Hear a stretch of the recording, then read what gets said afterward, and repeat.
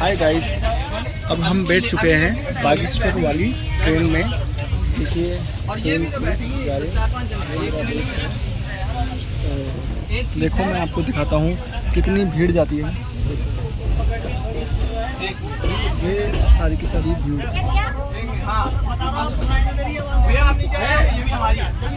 तो इस बात के ब्लॉग में आज आपको बताने वाला हूँ बहुत सारी ऐसी चीज़ें जो आपको पिछली बार नहीं बता पाया। ये मैं जा रहा हूँ तीसरी बार बागेश्वर। आप सब जाइए, अभी तो सब बैठ के देंगे। चलिए।